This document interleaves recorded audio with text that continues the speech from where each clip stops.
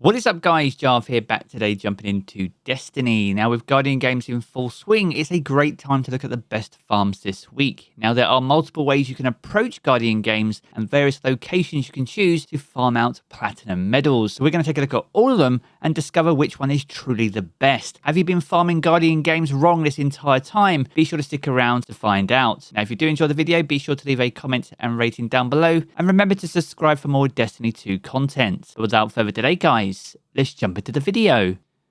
Another year and another Guardian Games event. This year has seen some subtle changes, with Supremacy returning to the game alongside a brand new event card and also Champ, the very first seal for this event. Now, if you're looking to earn and gild this seal, you'll need to partake in both the Vanguard Operations playlist and also the Supremacy playlist. There are unique quests for each that we run week over week, allowing us to earn those sweet new rolls on the new Guardian Games weapon. Now, outside those playlists, the key focus though is to earn as many medallions as you possibly can. The higher the value, the greater the score. Now, one of the very first farms, and one of the most popular, you've probably seen a lot of it in your sub feed over the last 24 hours, can be found over in the Breakneck mission. This is a key mission in the Lightfall campaign. Now, this mission is great if you pick up a platinum contender card from either Levante over in the tower for Neomuna. Now, if you run the Breakneck mission on the legend difficulty and get yourself to the first checkpoint, you can effectively use this to take out all the combatants in this space. Now, this area works great if you're on a Void subclass and can proc volatile rounds, and you can run this on absolutely any class. Now, on average, you'll be able to defeat around 75 combatants in this room, leaving the Wyvern alive at the very end, so they can take you out, allowing you to rerun the checkpoint. Now, whilst this farm is one of the fastest when it comes to earning platinum medals, you're actually doubling the amount of work you potentially need to do in order to actually gild your Champ seal.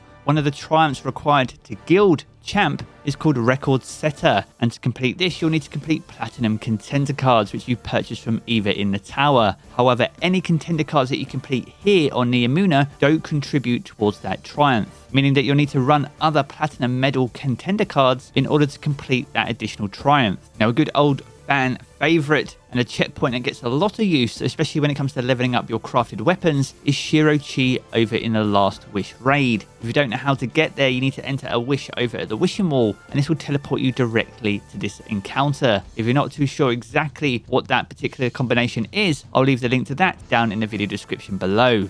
Now, naturally, to earn platinum medals at Shiro-Chi, you'll need to pick up the platinum contender card for raids, and much like the one over on Neomuna, you'll be able to take out combatants using your void abilities to quickly complete that challenge. Now, also similarly to Breakneck, it will take around 3 or 4 runs to complete it. However, the main difference is that any contender cards that you do complete at this encounter will contribute towards the Record Setter triumph. Now, you do need to complete 15 contender cards in total, so I would recommend using Shiro-Chi for the first 15 platinum contender cards that you run, and if you prefer the Breakneck mission, then switch to that after completing that triumph.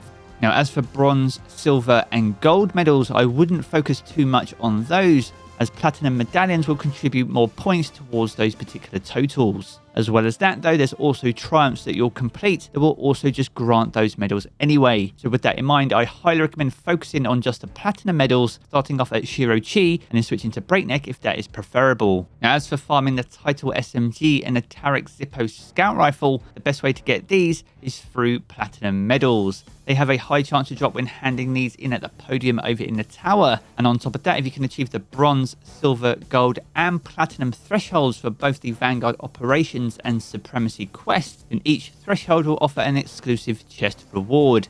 Now, the higher your threshold, the greater the loot, with even Masterwork weapons dropping for the gold and platinum medal chests. Now, when it comes to those Masterwork weapons, I would definitely take a double take on the rolls, as these seem to have double perks in the 3rd and 4th column. This seems to be exclusive to the ones that you earn from the opening quest, but also the gold and platinum threshold chest for completing your weekly quests. Now, when it comes to achieving those thresholds for Supremacy, even if you're not great at PvP like me, then simply running Supremacy games should be enough for you to complete the threshold requirement. I played just 7 Supremacy games and finished probably in the bottom 2 or 3 most times, and I was still able to get the platinum threshold.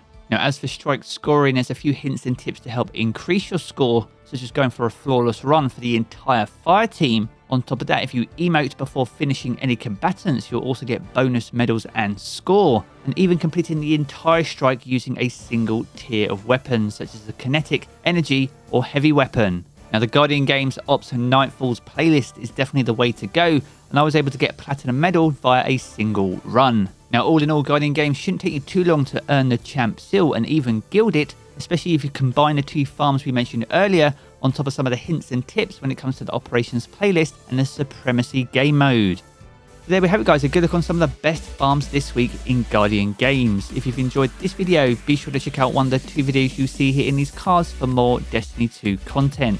And if you want to keep up to date with everything to do with Destiny 2, then be sure to hit subscribe as well. I'm going to be back into the game as always, guys, and I will catch you all again very soon.